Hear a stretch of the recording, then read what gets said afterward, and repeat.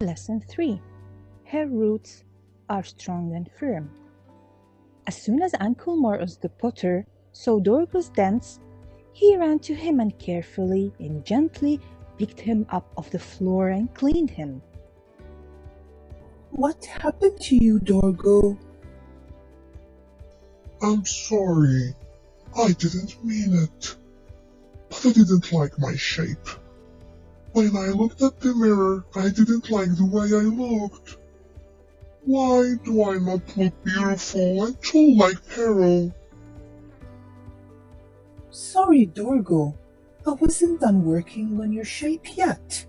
I'll make you look absolutely beautiful, and you will have a very important role in the church. Church? What is the church? I know. I'll tell you. And I can tell you too. Listen, I'll tell you. Come with me, Dorgo. I'll show you something special. Wow, these are beautiful icons. I made these frames to frame the beautiful icons of the church heroes. These heroes kept the true faith of the church for many years. I'll tell you more about them. Our Coptic church has strong roots. One of its roots are the heroes who kept the true faith of the church. They were able to confess their faith in front of kings, even if they had to give up their lives. Many people believed in God and became Christians because of their strong love to God. We are their children, and we should know their life story and learn from them. How did you learn about the lives of the heroes of faith? There is one saint that decided to write the life stories of the martyrs. His name is Saint Juilius El-Aqhfasi, the writer of the Biography of Martyrs. Let me tell you his story.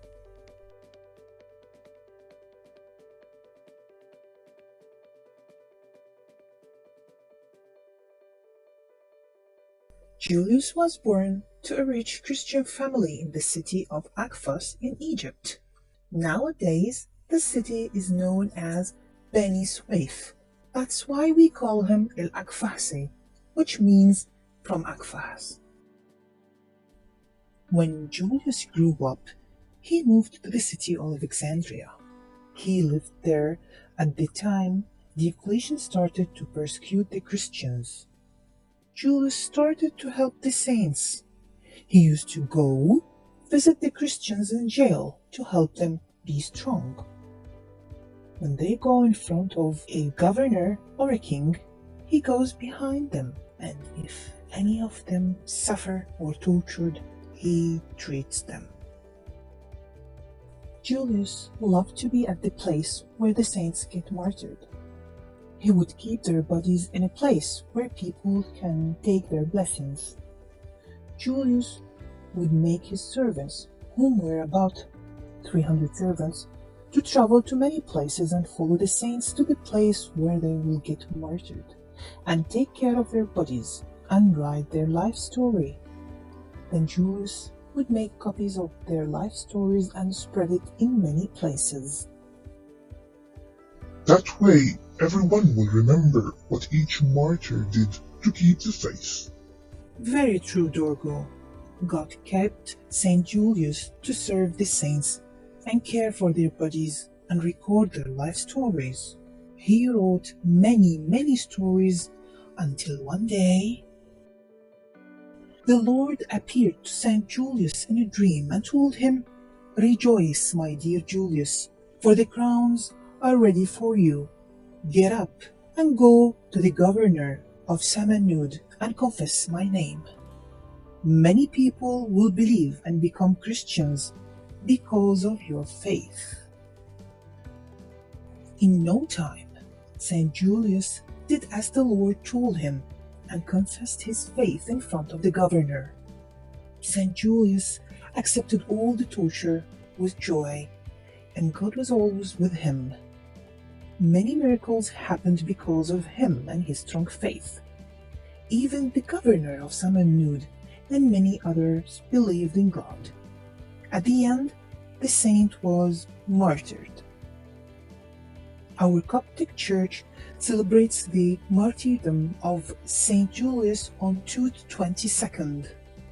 I wonder what happened to all the stories of the martyrs he wrote. All these stories are collected to a big book that is called the Synaxarium. I have never heard that word before. Synaxarium? The Synaxarium is one of the divine books that we use in the liturgy. It has stories of the lives of our fathers, the martyrs, and the saints. It also has the stories of the feasts and fasts in our church. The Synaxarium uses the Coptic dates from the calendar of the martyrs. The Church adds new saints and martyrs to the Synaxarium. These saints lived among us and were a good example when they witnessed to Christ with their faith and good behavior in front of all those around them. We learn from them to do the same thing. That's why the Holy Bible tells us to remember those who rule over you, who have spoken the word of God to you, whose faith follow, considering the outcome of their conduct. The book of Hebrews, chapter 13, verse 7. Since they are our friends in heaven, we ask for their intercession in our prayers. They intercede for us in front of God, and God, who loves us so in them, He listens to our prayers and their prayers too. God rejoices for this friendship. The Church honors the saints and the martyrs in many ways. When we build a new church, we name it after a saint's name. We celebrate their feasts on the day of their commemoration. We paint icons to tell the story of their life, to remember their struggles and learn from them. We light candles in front of their icons because they were light to the world. Abuna in the liturgy offers incense in front of their icons. Uncle Moros, the skillful potter, finished working on Dorgo, the incense box. After a long time, Dorgo looked beautiful. Uncle Moros explained to Dorgo that there is one more step to bring him to his best shape, and he lifted Dorgo very gently and placed him on the shelf.